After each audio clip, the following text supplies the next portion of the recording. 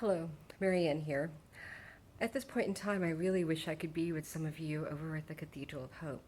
I know that with what's been happening across our nation, not just in Carolinas, but in Texas and Florida and Arizona and all over our country, there are many, many things that have been happening over the last 3 years that make us start looking at what the other is, that make us start thinking about what are we and who are they.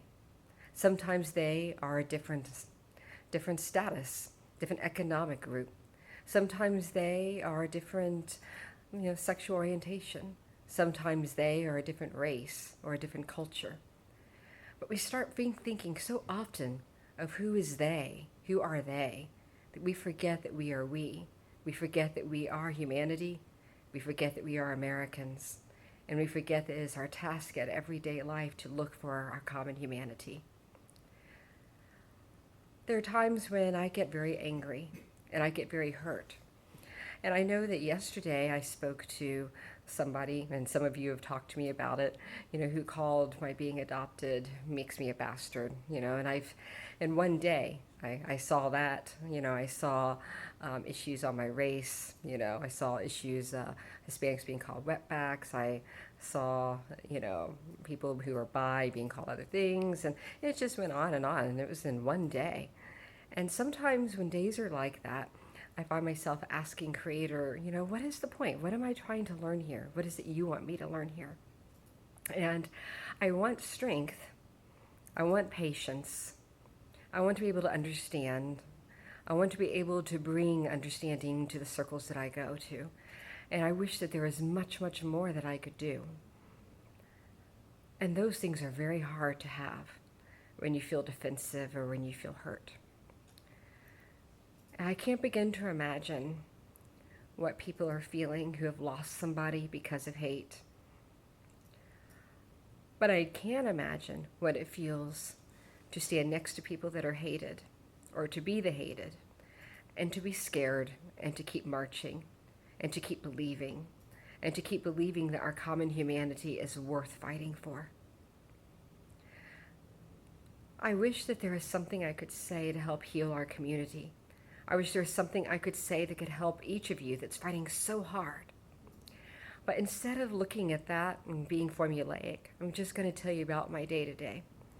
Today I woke up and I went over to Hunger Busters and I saw every race you could imagine, every religion you could imagine, and together we made some sandwiches. And we were making sandwiches because tomorrow is Mimnazine's Juneteenth event, in which we are celebrating the freeing of the slaves, and it's the only, or to my knowledge, the only interracial, interfaith event that's celebrating the freedom and the emancipation of the slaves.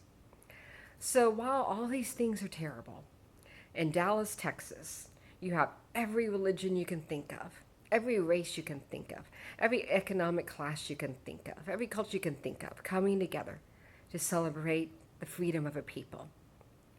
And that actually happened. And it's not something deep and profound, and it's not something that I could write you an essay on or point to some great book of writing or give you a great speech about. But it's something that I find strength in. And it's not something that's going to have famous people that are going to make the evening news. But it's something that's going to have real people, everyday people, who are making a difference in lives of others who may never know who they are. And it's something that each one of us can do. So I know that when I find things hurting, and I do at times, and it's very, very difficult to look at bigotry in the face, and it's equally difficult when people try and say and or but. The other night I was with some people celebrating someone's birthday, and I heard people explain to me that they had friends who had the perspective of, I am an American, so I believe in freedom of all people, but I'm a Christian, therefore I really can't condone the fact that so-and-so lives this way or that way. And people went around in a circle asking, what do you think? What do you think? And when they came to me, they said, what do you think? And I'd been quiet. Then I said, well, if you're asking, as a bisexual woman, I could tell you it'd be very difficult to be able to walk into this restaurant, ask for a salad, and be denied food because the owner says that their religion says that they don't approve of my existence. That would be very difficult. That would feel like Jim Crow. And people don't realize that these laws are so slippery and they open doors so that somebody else could say, well, my religion says I don't like Jews. My religion says I don't like people of different colors. My religion says I don't like people who are getting married because they're different races. And it wasn't that long ago. I was just speaking to a Facebook friend of mine that we just met each other today about what happened in 1967 when Mr. and Mrs. Loving, how they actually were willing to go and be put in prison so that people like my husband Joshua and I could actually be married today. And when I look at the ring finger on my left hand, and I realize that the reason I get to put that on my hand and wake up and see my husband is because someone else did jail time for me. And that couple's still alive today. That helps me really understand that while as a bisexual woman I could have fallen in love with any person, any gender, and I was just blessed that I fell in love with a soul that happened to be in a male body, that somebody else who falls in love with a soul that's in the same gender as theirs, they don't have that right. And what they go through. And it makes me think about how when my parents adopted me, people decided to get up and walk out of their house when they first announced me, because those people said that it was wrong that they were interracially adopting. And while I hear people often say, well, you have to wait, you have to be patient, society's not ready. It's very, very easy to say society's not ready to open the door when you're already on the inside. And that's what we have to remember. And we have to remember that compassion. We have to remember that what compassion is isn't just a state of being present and loving from the inside out. It's a state of being proud of our common humanity, being bold enough to open the door when you are of the privileged and you're on the inside. And sometimes that means opening inside an area inside our hearts. And sometimes that means being willing to listen and to receive that which is different. Now, I know those of you that follow my Facebook page are aware that there are some people who I vehemently disagree with. But I recommend listening to them, because when you listen to a different voice, you may find yourself questioning yourself, and that's a good thing. Sometimes that voice makes you realize all the more reason why you believe what you do. Sometimes that voice makes you realize you are in the wrong side. And that's what we need to do as society. We need to move our debates away from the hate. Because groups that are out there that are trying to escalate things and run rampant and carry their big assault rifles on down the street because they think, oh, this is great, whether they're KKK, the new Black Panther Party, or these sovereign nations, or whatever these groups are that claim to be doing this stuff, that's not helpful. What's helpful is when we set the guns down and we say, what kind of world do we want to build together? Because that's the great challenge of what being an American is. It's being able to build something with that which is different. And I've seen it with my own eyes, what can be done. And I believe in each and every one of you has the capacity to do it, has a voice that's worth being heard. And each one of you has walked a mile in shoes I will never begin to fathom, but which I know inherently brings value to this world. And I inherently understand, because I too am an American. I'm an American who was given this privilege of being part of this nation because I was adopted in it. And I know that behind that little green card that I got when I was a little kid is a privilege that means take responsibility for making this nation great. And that challenge means pulling up to the table chairs so that others that are completely different than each other can sit there and partake of the meal and can partake of the conversation and can plan what we're going to do together next. It's a painful place to be at this time, and it's a challenging place. But it's important to remember we're not the first. Others have fought to free slaves. Others have fought for women to have the right to vote. Others are fighting today for women to have equal pay for doing an equal amount of labor and hard work. Others are fighting today so that people who are LGBT can have the same rights and privileges as those who are straight. Others are fighting today so that their people of different races can begin to understand each other, and people of different religions can begin to see the beauty of each other. And each and every one of us is given the invitation called citizenship to join in that conversation, and to join not just in that conversation, but in the creation, the co-creation of making something phenomenal and wonderful. And that is the privilege of being alive in this time and not just part of our nation. Victor Lebeau may have messed things up a long time ago and taking what we consider our priorities and making it about buying things. But each one of us has within ourselves the capacity to choose what we are going to make our priority in our lives and in our society. And while globalization has shipped that old idealism out, we have the privilege to say, what is it that we want to move around the world? What ideas do we want to share with the great world? And what ideas do we want to welcome into our nation and into our common family, that is humanity? Each one of us may have been born in different places. Each one of us may come from different backgrounds. But the greatest wise words that my father ever gave me was that no one is ever inherently greater than or less than you. So you hold your head up high. And this goes out to Letitia, who wrote something about a day she had, which was very similar to the day I had yesterday, in which she got beaten up for every single demographic box that she could fill. You hold your head up high, and you believe in the potential of the human spirit. You hold your head up high, and you believe that you can make that difference. And when you see the blood that has been spilt by others who are just more bigoted, just more in the dark, do not let their anger fuel your own, but instead take that energy and become the alchemist of this time, this day and age. Take that energy and transmute it into something more beautiful. Turn it into hope.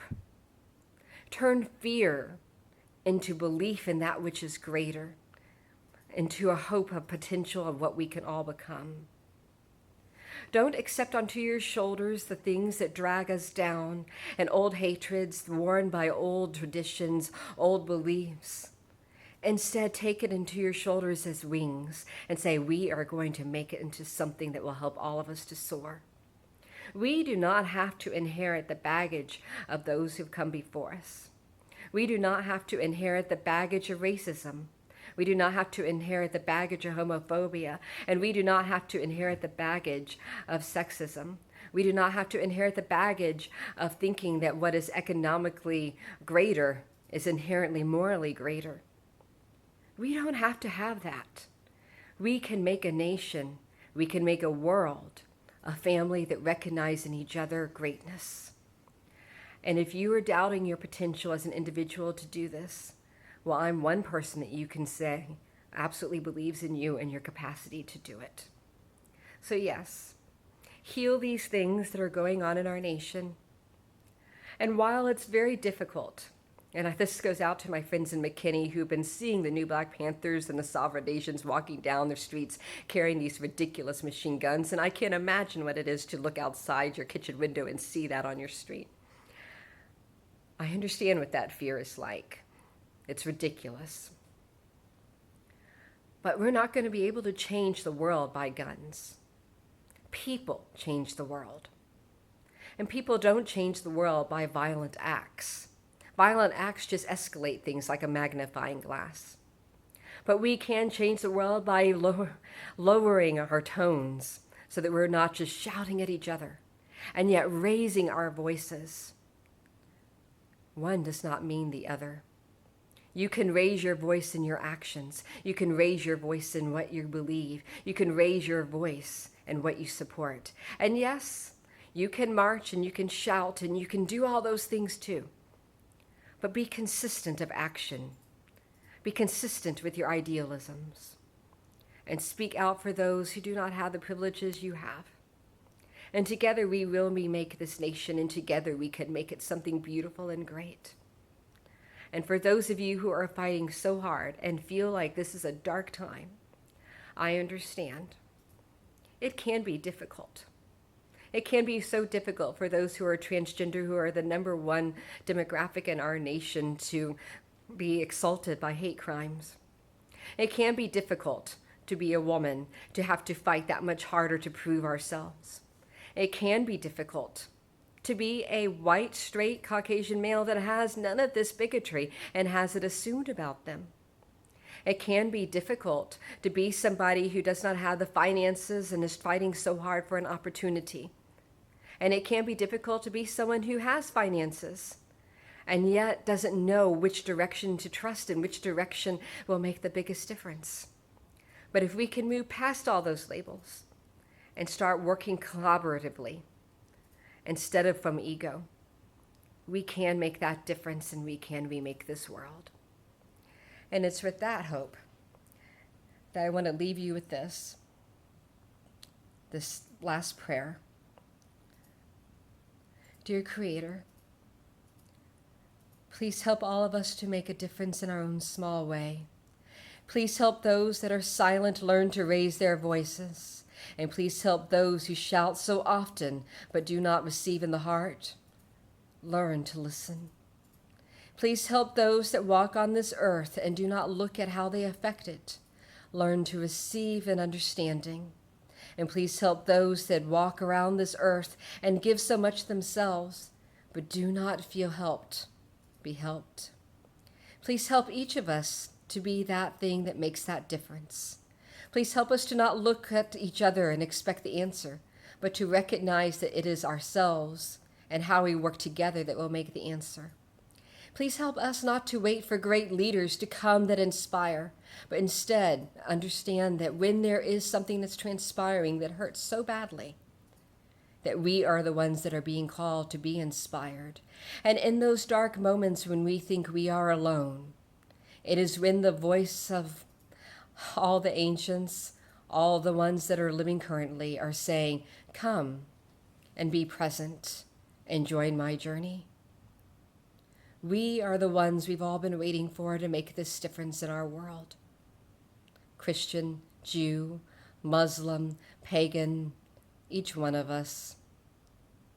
Brown, red, yellow, white, black, all of us.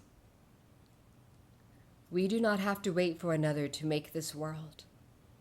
Please help us to understand that were we to all have this understanding in the next few moments, this whole world could change. It is in our power, and most of all, it is in our nature to dream of overcoming our nature. Creator, help us to believe, help us to conceive, and help us to act in greater harmony with you. Blessed be.